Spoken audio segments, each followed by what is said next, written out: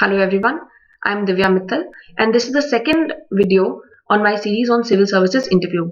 A lot of you posted comments on my video, the first video on civil services interview, and also mailed me regarding some queries. So this video tries to answer some of those questions and also tries to answer some other frequently asked queries or doubts that people have about the interview process. Okay, first of all, please make sure that you know exactly the documents that you're supposed to take to the interview, especially the photograph. If you do forget the photograph, you will be sent back to get it. So please try to avoid a situation like that. Go through the link mentioned below and make sure you know what you have to do in the interview. Now, we've seen in certain cases the photographs of the candidates were challenged by the interviewer, saying that you do not look like this photograph. So please don't panic. Say that you will get a new one clicked after the interview and come back and submit it. Although it's obviously preferable to avoid the situation altogether by getting a new photograph clicked. So in certain cases, especially for gentlemen OTs, your photograph might not look like you at all because of, let's say, a recent beard grown or some tanning or something. So it's preferable to get a new photograph clicked. And also for people who are taking any sort of interview for the first time, it is definitely advisable to take 2 or 3 mocks to see how you behave in the interview situation. Even if you do it with your friends, you can tell them to give you feedback regarding your body language and maybe some weird hand gestures that you use or weird terminology that you start using in the interview stress kind of situation. And also it's preferable that you read previous interview experiences so that you will familiarize yourself with the entire interview process.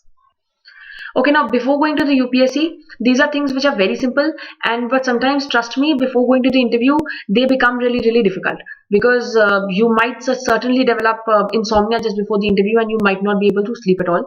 But try to get a good night's sleep before the interview. Also, if you have the morning slot, do wake up early and read the newspapers. So it is very important. Also the dress code. Now for gentlemen OTs, I do not think the weather permits you to wear a blazer at this stage and you might look out of place. So you can just stick with a shirt and trousers. Try not to do very loud colors. Although at this stage I would like to tell you that there is no set dress code as such. If you're comfortable in what you're wearing, you can definitely wear whatever you want to in the interview. Now for lady officers, candidates, I personally would recommend a sari unless you're too uncomfortable in it or you feel that you will not be able to carry it well, because it is a formal situation. And even in the academy, once you become an officer, in any sort of formal situation, you are expected to wear a sari. Okay, if you are going with a salwar kameez, there's nothing wrong with that. But please try to look for a salwar kameez which is a little more formal looking. Western formals, okay, I worked in London before and I was very comfortable with Western formals, working in a very westernized environment, but I personally will not recommend it. However, having said that, again, I would repeat, if you are comfortable with it, your dress is not going to make or mar your interview. But this is just to be on the safe side, because you do not want too much attention drawn to your dress, rather you want attention drawn to yourself. So if you're wearing something which really stands you out, it might just sort of cloud your performance, it might just cloud your answers. So you don't want that, and hence I'm recommending you to be more conservatively dressed. Now do not go to the interview on an empty stomach. You do not know your slot number, you might have to wait a lot, but also avoid overeating or having a heavy meal. Okay, now before going to the interview hall and right when you reach, there are certain things that I want you to know. First of all, people say that a morning slot is better than the afternoon slot. And they also say that if you're the last candidate in the afternoon slot, you are probably doomed. But again, please, these are very bad misconceptions. There is nothing like that at all. In the interview in which I got 240, I was in an afternoon slot and I was the last candidate to be interviewed by the board. So there is nothing like that. Those people sitting in the board are also seasoned enough to understand that this is an important occasion and they also want to select the best candidates to be future bureaucrats. So they are not going to make the decision based on the fact that they are tired. So please don't worry about morning, afternoon. Please don't worry about which number you're going on. Even if you're the first candidate, you can get a very high score. Even if you're the last candidate, you can get a very high score.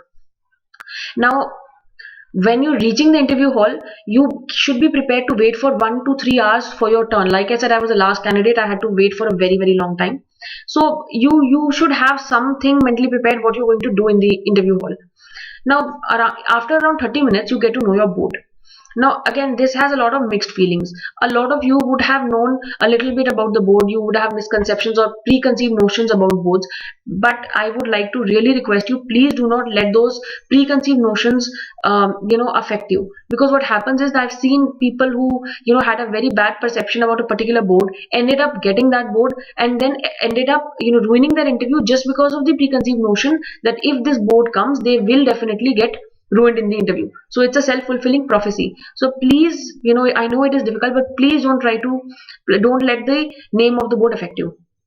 Now, what you can do while sitting there, you can read the newspaper, you can read your notes, you can talk to others, do whatever you feel like doing, which makes you comfortable. Now, a perennial question is whether to ask or not to ask what the interviewers are asking. Now, personally, for myself, because again, I am a very social person, I talk a lot. It was absolutely impossible for me to not talk to people in the interview hall, and it was absolutely impossible for me to not ask what the interviews are asking. So, there is nothing wrong with it.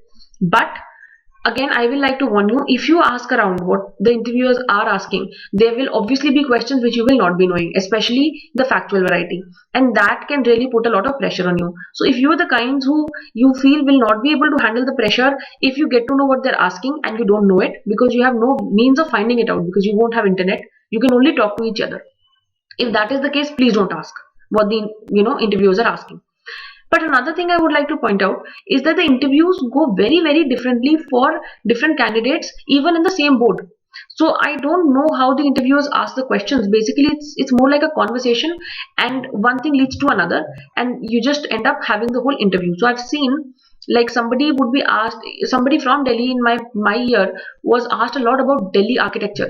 Now, being from Delhi myself, I also got a little worried that I might be asked about Delhi's architecture, and I have more than a touristy interest. I have absolutely no idea about Delhi's architecture, but I was not even asked a single question about that. So the interviews go fairly differently. Also take some change to have tea or coffee, and also take some biscuits in your bag. You might have to wait for a very long time. You might end up feeling very, very hungry. So having a little snack is always helpful. Okay, in the battlefield. First of all, that is why I put the word, don't think of it as a battlefield. It is just a way for them to get to know you. Just treat it as a formal sitting where you are just having a sort of conversation with certain seniors. That is what the mindset should be when you go to the interview panel. Okay, especially to those people who have not seen an interview board before, it consists of 5 board members, including the chairperson, and there will generally be at least one woman member on the board. Then there are other members. Okay, especially for people who have not seen the board. So what happens is, this is like, let's say, the kind of table that they are sitting on. Here is the chairperson, and here you have 2 members here, and you have 2 members here, and your chair is typically here. This is you. Okay, now certain things about basic courtesy. First of all, before entering the interview the room, please check the time and make sure that you say good morning or good afternoon according to the time. A lot of coaching institutes will tell you that because there is a lady member, let's say there's a lady member sitting here, you wish the lady member first, then you wish the chairperson, and then you wish the other members. Now, personally, what I did also, and now having worked in the government, I believe also, there is always a chairperson of a meeting, and that chairperson is wished first, and that chairperson deserves the highest amount of respect from you. So I personally wish the chairperson first, irrespective of the lady sitting in the panel. So what I used to do was, I used to say like good morning sir if it's a chairperson, then good morning ma'am to the lady member, and then good morning sirs. It's a little longer than the conventional good morning ma'am, good morning sirs. In the government also, you will see, if you are with a district magistrate, district collector, you will always wish them first, irrespective of, let's say, lady officer also sitting beside them who is lower in rank. So this is basic bureaucracy. Now also, only sit when you are asked to sit. So it's a good idea to just keep standing there till they ask you to sit. It signifies some amount of respect towards the board. And also, while leaving, please thank everyone and then leave. So this is just basic etiquettes. So some normal things which I don't even need to say. You should be confident, you should be honest. Please listen attentively. Now, there was a question which was asked to me, how formal should we be? Okay, you have to be relatively formal. It is a very formal setting. Bureaucracy in the government in general is very hierarchical, no matter whether we like it or not. And the interview panel, interview board is not the place where you start to try to change it. So respect the bureaucratic norms, be relatively serious, because also it is very serious that you want to get into an elite service of the country to serve the people. So don't try to take it in a very jocular manner. So, but having said that, it doesn't mean that you have to be extremely timid or very petrified, or if you are the kinds who speaks very informally with people, like I also do, you don't need to worry that much. Just try to make an effort that you should not appear very informal, but you have to be reasonably formal. Even if you speak with a relative informal tone, that is totally not an issue. Now, maintaining eye contact, you definitely have to try to maintain eye contact. Now, it is also a good idea to rotate your contact in between. I do not mean that you keep doing something like this to the board. That is very distracting. But once in a while, if this is the person who's asking the question, once in a while you also look at the other board members, especially the ones sitting right next, because they are also listening to you. So that's again a way of engaging them in the interview. Now be concise, answer only what is asked. I generally used to have a 40-second rule. None of your answers should be more than 40 seconds. Nothing that you want to say is cannot be explained in 40 seconds. If they want to ask for a clarification or they want to ask for more details, they will ask you. So please don't try to give them a sermon of 3 minutes. Now I would like to quote the interview of Mr. Supreet Singh Gulati. He is a 2008 batch IAS officer, and he posted this on his blog, which really inspired me. I just want to show this to you, so to see how much attentiveness he had during the interview. So the board member asked you, what do you know about the state of entropy? So he says, I don't know, sir. Okay, for those of you who don't know, entropy is a word of physics, and Mr. Gulati had a physics optional. So the board member obviously was surprised, and he said, you don't know what entropy is? So Mr. Gulati said, sir, entropy is a state of disorder of the system, but I don't know the term state of entropy. So the point here is, and he got very high marks. The point is that look at his attentiveness. So he has caught on to the word state of instead of just answering what is entropy. So you may or may not be able to have this level of state of attentiveness, but do try to pay a lot of attention to what the interview board is asking. Okay, I don't know. What about that? Please learn to say I don't know to questions on which you know nothing about. There is nothing to be ashamed of. I've covered this in the first video also. There is nothing to be ashamed of. There is nobody in this world who would know anything and everything under the sun. So there is no harm in accepting that you don't know it. Or another version is that I'm sorry, sir, I should have known, but I do not remember. There are many times in the interview where you are asked simple questions which seem to have slipped your mind because of the pressure of the interview. Happens to all of us. Again, you don't need to worry about it. Okay, another thing is about guessing. A lot of times you want to guess in the interview, but in case you are guessing, it's a good idea to say, sir, I don't remember, but I think it is so and so. Or you can directly ask them, sir, may I guess? So because it shouldn't look like you're trying to deceive the interviewers by showing them that you know something while you actually don't. That's not such a good idea.